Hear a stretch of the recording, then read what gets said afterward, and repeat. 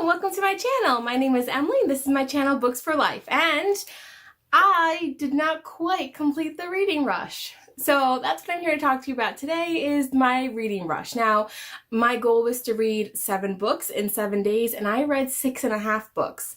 I tried really hard that last night to stay up and finish my final book, but I just was not able to finish it. I did complete all of the challenges because some of these books could count for more than one, but I did not get my last book read in time. So let's talk about what I did. Alright, so for the prompt, read a book with purple on the cover, I chose The Gallery, and I don't know where I put it. It's here someplace, but I don't see it. So I'll put a picture here of it. So this was cute. This is the one that I did not finish. This is a book that I picked up last year on Book Outlet that I had wanted to get to. As you can see, the whole cover is purple, and that's what actually intrigued me. This was a middle grade book. It was about a 12-year-old girl who gets in trouble at school, and this takes place during the 20s, and so she ends up going to work with her mom. Her mom is the head of household at this really fancy rich man's house, and so she's in charge of all of the servants and making sure that the house is orderly and that everything is getting done and things like that. Now the catch is, at this house, this fancy man, he owns a newspaper. He has a wife who has not left the attic in, I don't know, it was in years. It was 5 years or whatever. And if she does escape from the attic, usually she wreaks havoc. She might set something on fire or something like that. It's very Jane Eyre-esque.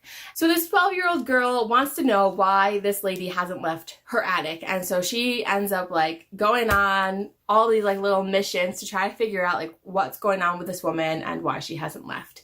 So it is that kind of a mystery story. It was cute. It was somewhat predictable.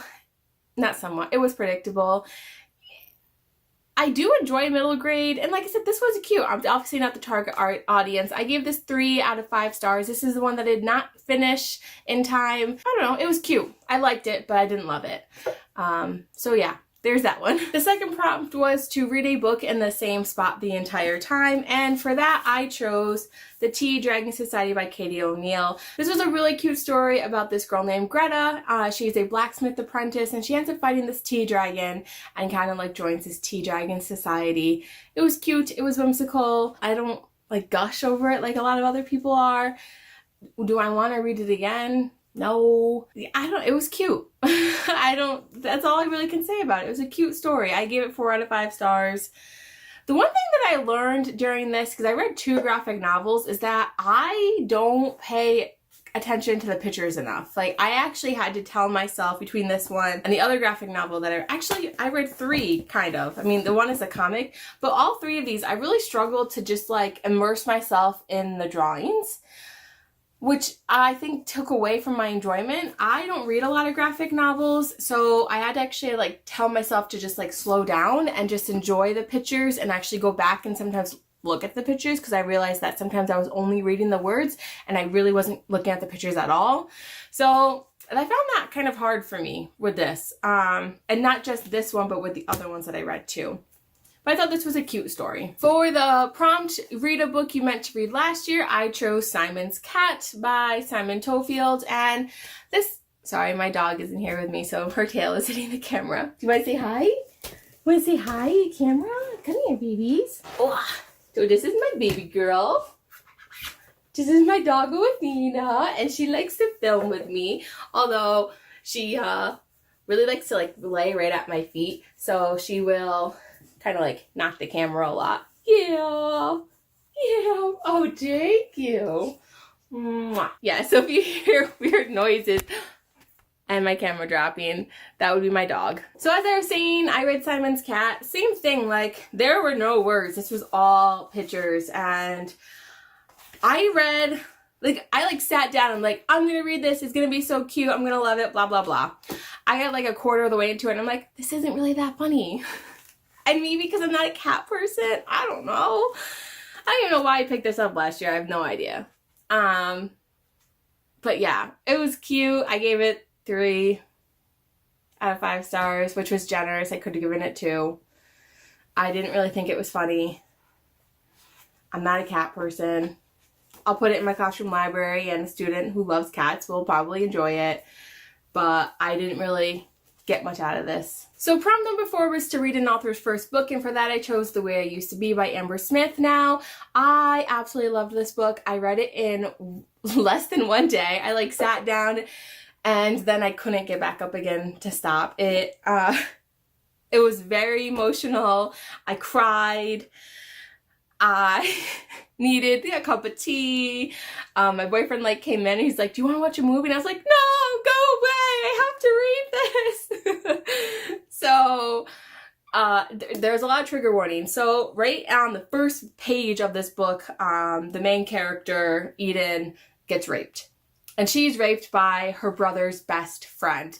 And her brother's best friend has like this open door policy at her house where he is just like a member of the family. He's welcome to join in whatever they're doing, whenever they're doing it. He practically lives there with them. Like, that's how close they've been. And he actually tells her, like right after he rapes her, to not even bother telling people because they won't believe her anyway. And she's 13 when she is raped. And so you follow her throughout her entire high school career and how she deals with this, because it's like Christmas time of her freshman year. So you kind of see like who she was in the beginning of her freshman year, and then how she is after, and then what she goes through to try to cope with what has happened to her, and the relationships that she loses because of this, you know, how she's trying to like forge a new identity because of this. And yeah, it's like, it's her story, and it was hard hitting. Like I said, I cried a lot. I gave this 5 out of 5. I don't even have words. It was so good. So for the prompt, read a book with a non-human main character, I chose Nimona by Noelle Stevenson,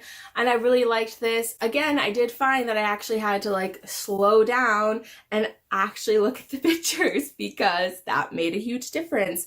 And I really did like this. I thought that there was some nice character development in this. We had some important themes of like good versus evil and what truly makes somebody evil. Like, he is known as like the evil character in this, but is he really evil? And you know, just like the idea of like identity and power and all of those fun themes were represented in this. I thought it was a really great read. The main character, the reason why it worked for this is because she is a shapeshifter, and she is not completely human. She is able to shapeshift into anything she wants. So for example, like right in the beginning, you can see here she is as a girl, and then she's like, I'm a shark. And I love that they like gave her boobs. I just thought there was like cute little details like that like made this a great book. So yeah, I love this. I gave this 5 out of 5. It's really cute. I've had a couple students read this and really like it, so I will definitely continue to have it in my classroom. I had to go pick it up from my classroom, but yeah, this is a great read. So prompt number 6 was to read a book with 5 or more words in the title. So for that, I chose The Last Voyage of Poe Blythe by Ali Condi. Now, this was one of the books that my school librarian gave me to read over the summer, but I really liked this. I gave this 4 out of 5 stars. It was very different than other books that I've read. I have never read a book that takes place on a dredge before, which that was kind of cool, but I really did like this. It was a quick read. It didn't take very long. I believe it is a standalone, but there was definitely some powerful themes of grief here and what you do when you are grieving and how you get over the loss of somebody, and I really enjoyed this, so I gave this 4 out of 5 stars. And then the last prompt was to read a book with a movie adaptation and then also watch the movie. So I listened to Thug, or The Hate U Give by Angie Thomas, and then I watched the movie adaptation, and I really liked both of these. I gave the book 5 out of 5 stars, and I didn't love some of the changes they made in the movie, but I know like that's the way it is. They did stick like pretty close to the book, but there were a few changes that were made. They left out an entire character, and I liked him a lot in the book, so I can't even think of his name now. So I thought this was a really powerful story. I thought that this had a lot of really important themes for everyone to, you know, be talking about, and, you know, it ties right in with a lot of the things that we are currently seeing in our society and how far we still have to go. And I just thought that it had a really important, impactful message. The one thing that really stuck out to me was you know, when she was talking about how when she was 9 or 10, her daddy sat her down and had the 2 conversations, the birds and the bees and what you do if you get stopped by a cop. And I don't know, I just thought that was a really important thing for her to like point out, like that was not a conversation that I had growing up.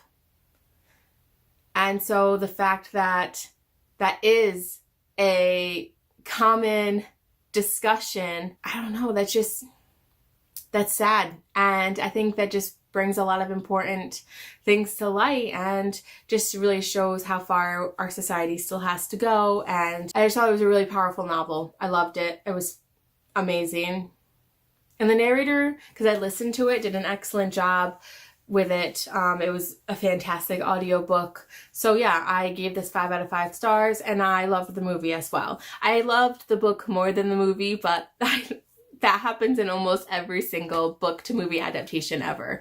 There's only a few that I could maybe come up with that I like the movie better or just as much. But yeah, so those are all the books that I read for the reading rush. I'm bummed that I didn't get all 7 books, but I think 6.5 books in 1 week is still pretty impressive, especially with, you know, everything else going on.